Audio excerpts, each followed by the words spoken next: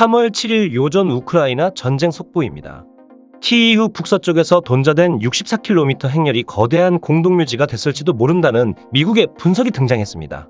지난 2월 28일에 처음 관측된 이 행렬로 여러 전문가들이 입을 모아 곧 키이우가 함락될 것이라고 예측했는데요. 그런데 예상과 달리 3월 5일까지 불과 180m를 진격한 이들은 흐스토멜 공항 인근에서 완전히 멈춰서고 말았습니다. 미 정보당국의 분석에 따르면 전방 병력의 연료와 식량이 떨어지면서 교통이 마비됐다고 하는데요. 또한 양 측면이 늪지이다 보니 오도 가도 못하는 처지가 됐다는 것입니다. 이 증거로 위성사진에 나타난 상담수 장병들이 숲으로 들어가 야영을 하거나 차갑게 얼어붙은 기갑 장비 안에서 천천히 말라가고 있음이 증명됐는데요. 미 국방부와 영국 국방부는 수일 만 이 상태가 더 지속될 경우 64km에 걸친 대규모 공격 부대가 전원 동사하는 충격적인 참사가 일어날 수 있다고 분석 중입니다. 심지어 설상가상으로 후방의 교량이 우크라이나군의 팔이 되어 토로가 차단됐고 전방은 3월 5일부터 시작된 우크라이나의 공세에 완전히 무너져 내렸습니다. 3월 6일 기준으로 알려진 바로는 한패 방어군인 우크라이나군이 64km 대열의 선봉을 꺾고 흐스토 공항을 탈환하기도 했습니다. 하지만 그렇다고 러시아군이 아무것도 하지 않고 있던 것은 아닙니다. 키이우 북서쪽으로 부대를 추가 투입해 두 방향에서 우크라이나 군을 압박하는 한편 행렬의 보급을 지원하기 위해 최선을 다하는 중인데요. 전문가들은 러시아가 보급에 성공하는지에 따라 북서부 전선의 향방이 갈릴 것이라고 보고 있습니다. 그런데 이런 정보들을 보시고 의심을 하시는 분들이 상담합니다. 우크라이나의 일방적인 주장을 전달하는 가짜 뉴스라는 의견도 있을 정도인데요. 물론 그런 의심을 하실 수는 있습니다.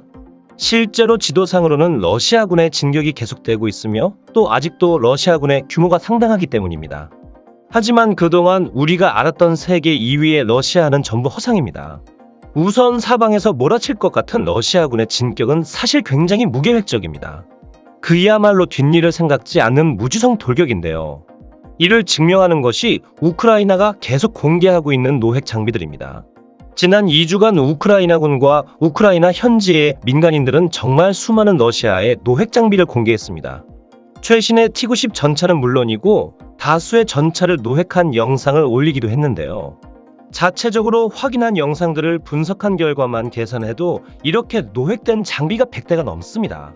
게다가 그에 준하는 수량의 장비가 격파된 것을 영상 자료로 확인했는데 한마디로 영상과 사진 등으로 확인 가능한 러시아군의 손실만 하더라도 수백 대를 가뿐히 웃돌고 있는 것입니다. 더 심각한 문제는 그 구성입니다. BM-21TOS-1 브라티노 등 다연장 로켓 시스템은 물론 ES-19 같은 자주포까지 노획당하는 일이 발생하고 있습니다.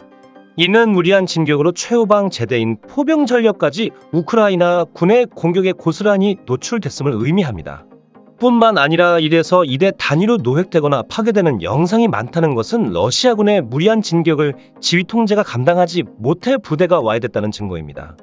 사실 러시아는 수미, 하르키우 등 대형 보급기지이자 교통유지인 핵심 도시들을 점령하지 못한 상태에서 도로에 의존해 무리한 기동을 펼치면서 후방의 안전을 살피지 않고 무리한 진격만 감행했습니다. 특히 하르키우의 저항은 정말 엄청난데요.